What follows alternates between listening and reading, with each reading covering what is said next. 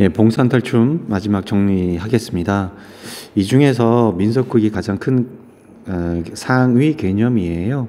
민속극 이게 있고, 그다음에 이제 요게 가면극이 있어요. 가면극이 있고, 그다음에 이제 인형극이 있어요.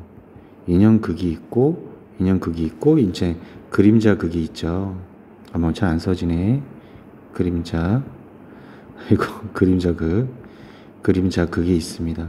근데 이 그림자극은 근데 이 중에서 근데 많은 작품들이 있지만 봉산탈춤을 아시면 가면극이든 인형극이든 그림자극이든 또 이 안에 있는 탈춤이든 다 알 수 있는 그런 효과가 있습니다. 우리가 탈춤이 전국적으로 많이 있잖아요. 근데 봉산탈춤을 아시면 전국에 있는 그리고 전국에 있는 탈춤을 그다음에 인형극이든 그림자극이든 알 수 있는 효과가 있습니다. 그래서 봉산탈춤이 가장 잘 되어 있는 작품이에요. 수능에도 봉산탈춤이 나왔었고요. 그리고 봉산탈춤을 아시면 구비문학이든 고전 작품이든 알 수 있는 효과가 좀 있습니다. 자, 볼게요. 계속. 그래서 풍자적이고요. 해학적이고 서민적, 비판적입니다. 풍자와 해학의 가장 큰 차이점은 뭐냐면 이 둘의 차이가 뭐냐? 이 둘의 차이는 우선은 공통점은 뭐냐면 웃음이라고 하는 것이 공통점이에요. 근데 가장 큰 다른 점은 여기서 웃음이고 여기서도 웃음인데요. 여기서도 웃음이에요. 그런데 얘는 검은 웃음이죠. 검은 웃음. 얘는 하얀 웃음이라고 생각하시면 돼요. 하얀 웃음. 그래서 이 검은 웃음은 여기는 비판의 목적이 있어요. 비판. 얘는 이제 우스꽝스럽게 하는 것이죠. 우스꽝스럽게 이렇게 하는 것입니다. 우스꽝스럽게 하는 것이죠. 자, 그리고 그래서 근데 이 작품에서는 풍자와 해악이 동시에 같이 나타납니다. 인물이 양반이 나와서 양반이 뭐 언청이에다가 뭐 우스꽝스럽게 뭐 깨방정을 하면서 까불까불하고 뭐 이런 것들, 그리고 바보처럼 하는 것도 그것도 해악이 되고요. 그 다음에 말뚝이가 양반을 계속 비판적으로 계속 조롱하죠. 조롱하고 비아냥거리고 합니다. 이 양반 어찌 드는지 모르겠어.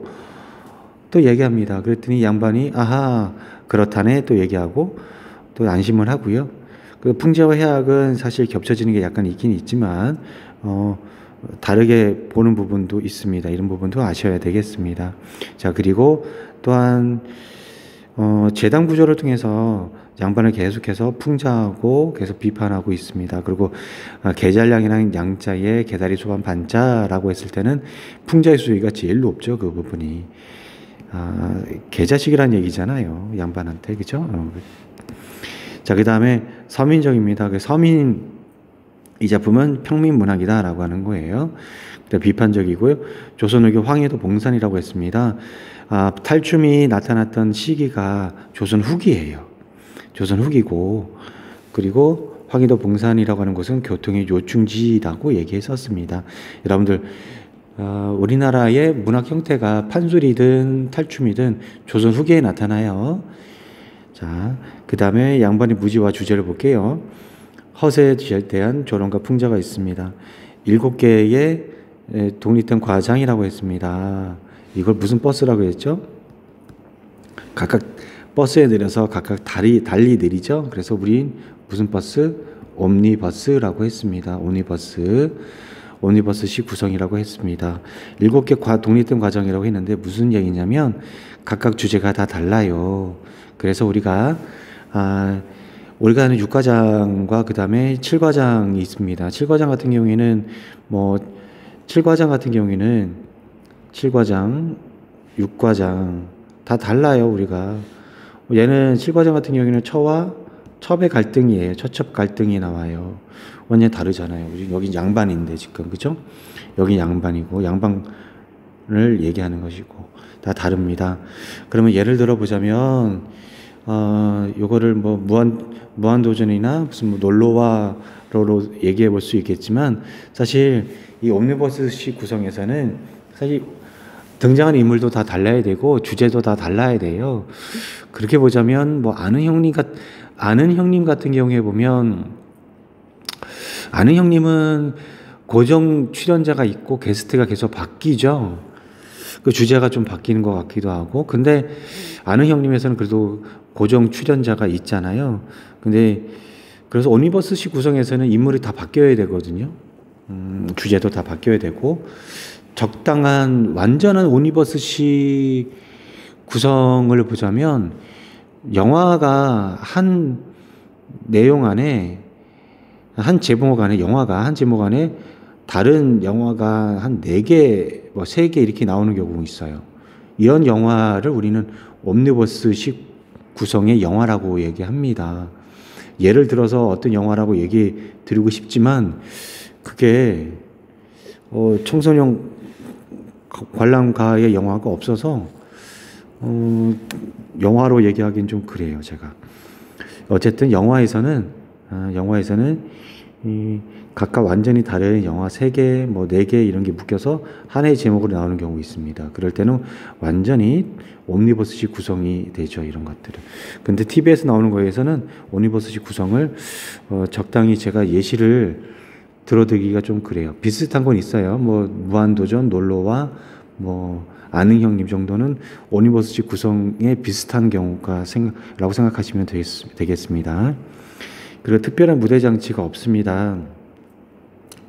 원래는 무대 장치가 원래 있었다고 했었죠, 앞에서. 그죠? 원래 산대라고 하는 것은 우리 나와 있었죠. 우리 롯데월드 있는 송파, 거기가 원래는 이제 서울이 아니었으니까 송파 산대놀이가 있었어요. 그리고 경기도 양주의 양주 산대놀이, 이런 거 보면 원래 무대가 있었다는 걸 알 수 있었고요. 그리고 조선 후기에 산대 도감이라고 하는 관청이 있었어요. 이 관청이 탈춤을 관장하고, 그래서 왕이 야 좀 심심하다, 좀 놀아봐, 그러면 이제 왕 앞에 가서 이렇게 놀고 뭐 그랬대요. 탈춤을 추고 뭐 그랬대요.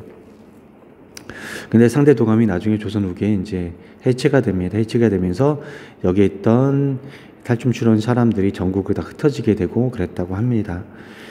자, 어쨌든 처음에는 무대가 없었어요. 무대가 있었어요, 처음에는. 나중엔 무대가 필요 없다 보니까 무대가 없어지게 됩니다. 그래서 실제로 보자면 여기서 무대 장치가 필요 없다고 하다 보니까 땅바닥에다가 이렇게 동그라미 말게 그래요. 말뚝이가.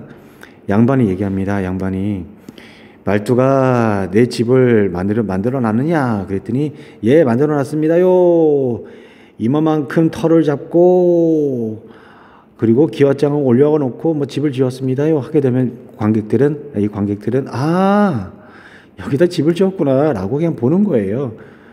거짓말, 무슨 집을 지어, 하나도 눈에 보이지도 않는 것만, 이러지 않아요. 그냥 관객들하고 암묵적인 약속을 하는 거예요. 암묵적인 약속. 여기 집이 있다라고 하니까 집이 있다고 하는 거죠, 그냥. 됐죠? 자, 그 다음에 무대 장치가 필요 없어요. 무대 장치가 필요 없으니까 어떻게 돼요? 여기서 무대 장치가 필요 없으니까 관객하고요, 악공하고 소통해야 돼요. 소통하고 있어요. 소통이 자유로워요. 누구하고? 나오는 배우들하고 배우와 소통이 가능해요. 이게 서양 연극과 참 다르죠. 서양 연극은 관객이든 악공하고 배우하고 단절되어 있잖아요. 그러니까 좀 다르죠. 우리 탈춤은 다르죠. 서양 연극과 다르죠. 일정한 재단 구조가 반복되고 있습니다. 재단 구조가 있다라고 하는 것이 곧 구빈문학의 구전될 수 있는 그런 구조가 됩니다. 재단 구조가 있다라고 하는 거니까 이거 구조화되어 있어요. 구조화되어 있고, 구조가 되어 있으니까 단순하잖아요. 그러다 보니까 구전되기가 쉬웠죠. 자, 다시 말하지만 봉상다춤은 구빈문학입니다. 선미가 양반의 언어가 혼재한다. 선생님, 이거 왜 혼재해요? 이거는 평미문학이잖아요. 평미문학인 맞아요. 평미문학은 맞지만 이것을 탈춤을 향유, 그러니까 구경이요. 구경하는 사람들, 즐기는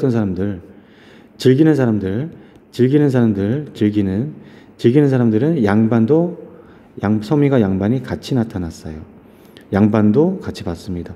선생님, 근데 이 질문이 있는데 이상한데요.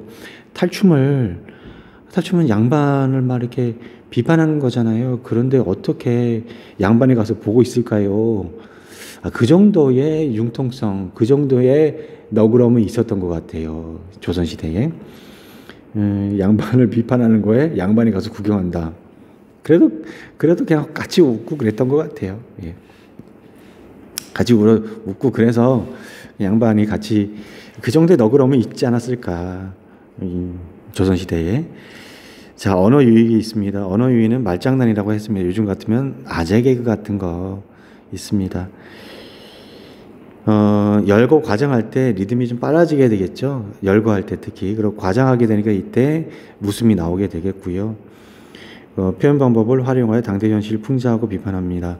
선생님, 근데요, 앞에 취바리 엉덩이를 들이밀고, 그러니까 어디서 무슨 냄새가 나느냐, 이런 부분들이 과장 아닌가요? 그렇지만 과장이라고 볼 수도 있지만, 실제로도 죽이는 경우도 있고 그래서, 어쨌든 과장의 연장선상에서 보셔도 되고요. 그리고 이 시대의 양반들의 횡포로 보셔도 되겠습니다. 어쨌든 황당한 말은 맞아요. 황당하다는 말의 표현 안에는 우리가 사실 지금 과장됐다라고 하는 표현도 표현될 수 있으니까요. 근데 실제로 죽이진 않죠.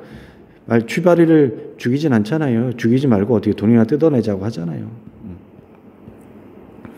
당대 형실을 풍자하고 비판하고 있습니다.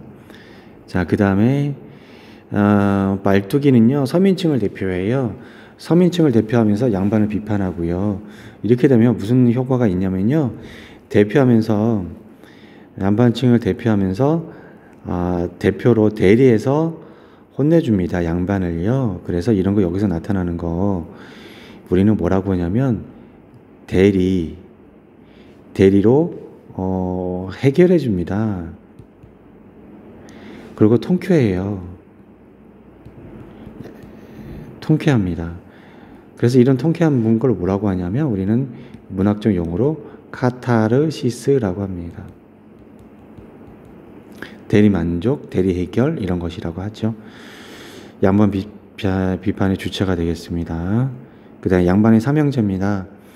허위했던 양반층을 비판하고 있고 비판 풍자의 대상이 되겠습니다. 자, 그 다음에 넘어가서 재단 구조가 있습니다. 재단 구조가 보면 말뚝이 조롱, 호통, 말뚝이 변명, 양반이 안심 이렇게 있습니다. 보실게요. 여기서 지금 빠뜨린 게 하나 있어요. 여러분들 빠뜨린 게 하나 있어요. 여기서 보시면 시작할 때 보면 여기에 볼게요. 시작할 때 양만 나오신다 했죠. 양반이 재단 구조 1이라고 써놨죠. 그렇죠? 양반의 위엄을 살려주는 거예요. 양반의 위엄. 그럴 때 재단 구조 2는 뭐예요? 양반 조롱 풍자하죠. 누가? 말투기가요. 세 번째는 양반의 호통입니다. 이는 뭐야? 합니다. 자, 재단 구조 4는 말투기의 변명. 마지막 양반의 안심입니다. 그러면 여기서 뭐가 빠졌어요, 여러분들? 양반의 위엄이 빠졌죠. 양반의 위엄이 빠졌습니다. 양반의 위엄이 빠졌어요.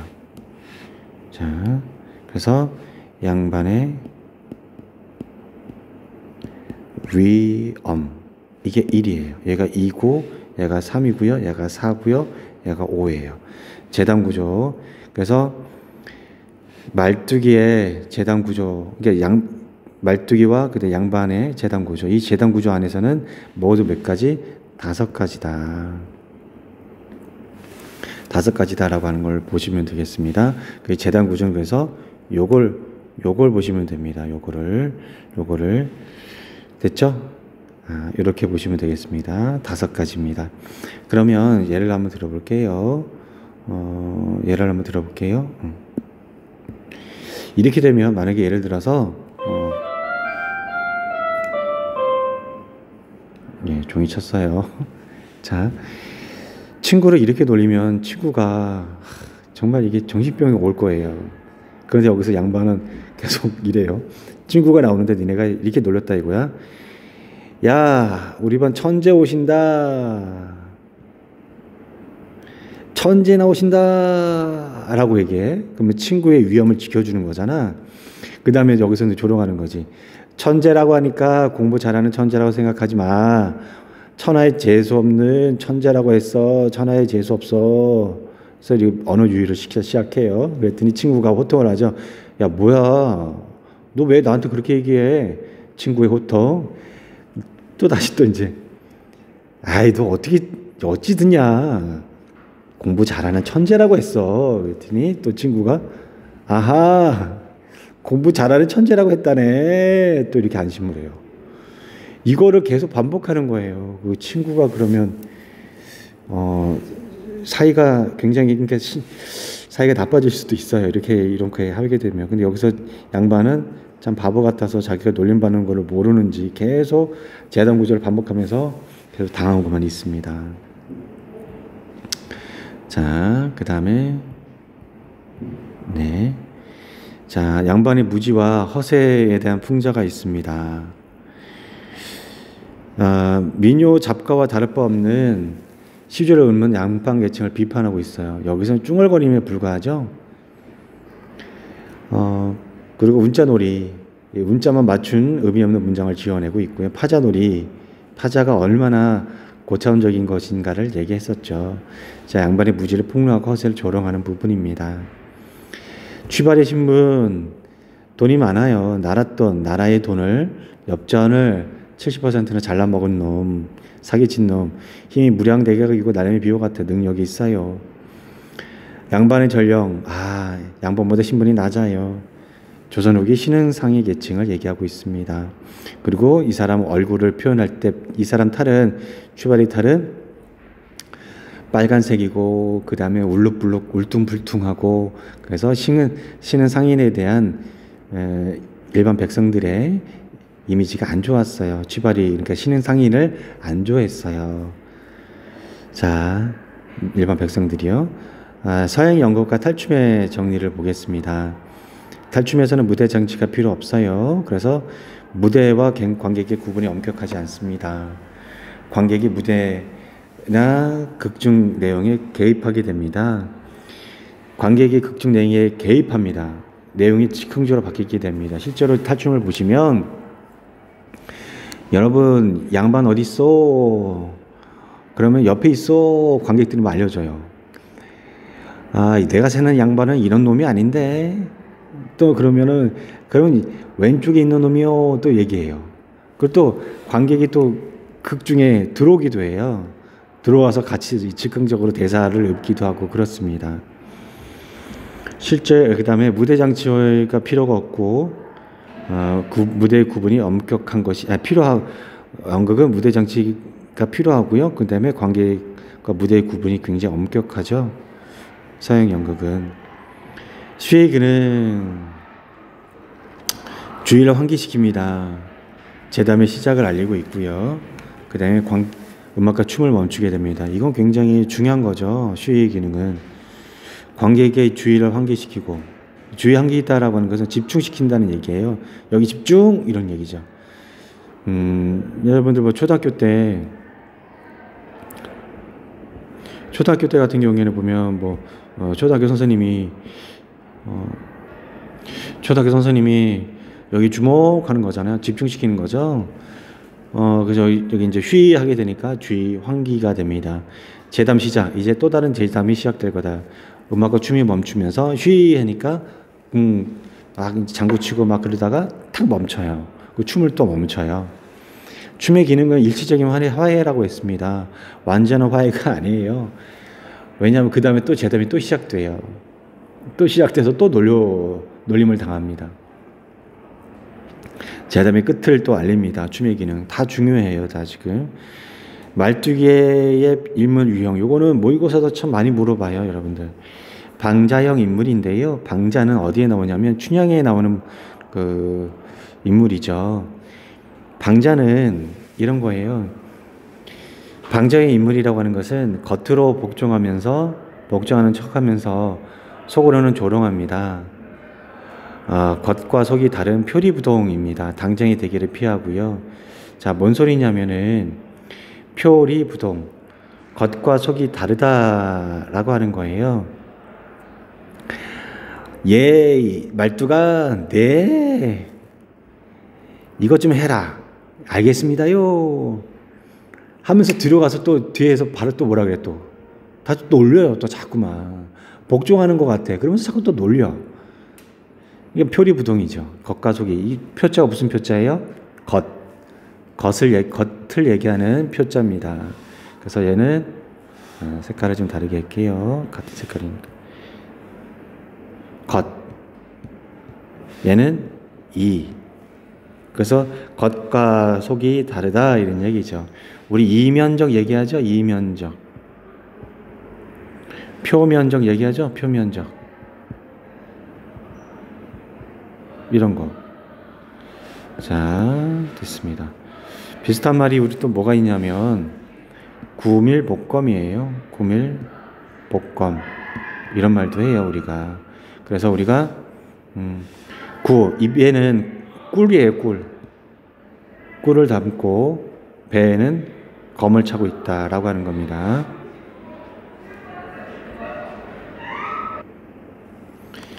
그래서 구밀복검. 그래서 입에는 꿀을 머금고 배에는 검을 숨기고 있는 거. 그래서 줄이라고 보이는 것 같은데 꿀이에요, 꿀. 예.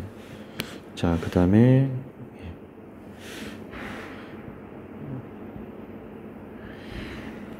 방자형 인물입니다. 그런데 춘향전에서 나오는 방자가 그렇게 이렇게 표리부동의 모습을 보이는가는 조금 좀 생각을 한번 해보세요. 춘향에서 방자가 춘향전 잠깐 얘기를 해볼게요. 방자가 이몽룡이가 첫날 그 단오날 춘향이를 보고 반합니다. 근데 낮에는 갈 수가 없으니까 밤에 이제 기다립니다. 밤까지 기다렸다가 이제 가려고 하는데 해가 안 떨어져요. 밤이 돼서 가려고 하는데 그래서 이몽룡이 방자한테 해가 떨어졌느냐? 그랬더니 방자가 안 떨어졌습니다요. 그러면은 좀 이따가 또 다시 해가 떨어졌느냐? 해가 한참 남았습니다요. 해가 떨어졌느냐? 아니 해가 뭐 재촉한다고 해가 막 떨어지고 그렇습니까요? 그런 얘기를 해요. 근데 이런 과정에서 보자면 처음에는 해를 보겠습니다요, 도련님. 아이고, 근데 해가 재촉한다고 떨어집니까요? 뭐 이런 식의 방자의 인물이라 생각하시면 돼요. 그러다가 또 이제, 한 뼘 남았습니다요. 조금 남았습니다요. 방금 넘어갔습니다요. 뭐 이런 거. 그 다음에 또, 그러다가 이제 이몽룡이 서둘러 가면, 아이고, 도련님이 어떻게 무슨 똥머리용 강아지 모양으로 그렇게 채신머리 없이 움직입니까요? 또 이렇게 얘기하면 그런 것도 이제 앞에 그러다가 또 말하는 거 보면 또 이렇게 또 약간 또 이렇게 또 조롱하는 것 같잖아요. 그러니까 표리부동 같은 경우이죠. 또 나중에 또 춘향이를 보고 온 날 이몽룡이 책을 읽다가 무슨 고 이렇게 끝나는 대목이 있었나 봐. 그랬더니 이게 춘향코 내 코 마주대면 좋고 뭐 그럽니다. 그랬더니 이제 아이고 우리 도련님은 글도 참 잘 읽어요. 아니 거기 그 춘향이 코가 빠졌습니까? 요 책에? 그랬더니 끼이놈 또 이렇게 얘기하는 거죠.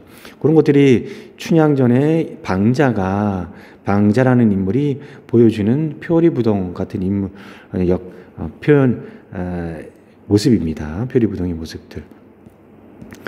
자, 우리나라 탈춤의 특징을 좀 볼게요. 우리나라 탈춤의 특징은 평미문학이죠. 구비문학이고 제의적, 주술적 풍요를 기원하고 있습니다.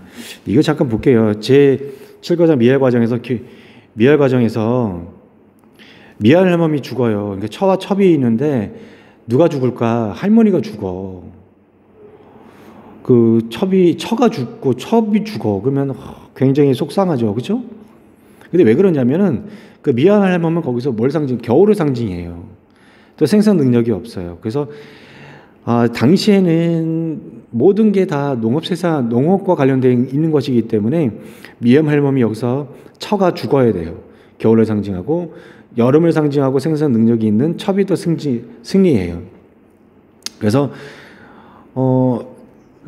풍요를 기원한단 말이에요. 풍요를 기원하기 때문에 그래서 여기서 미알몸이 죽는 거예요.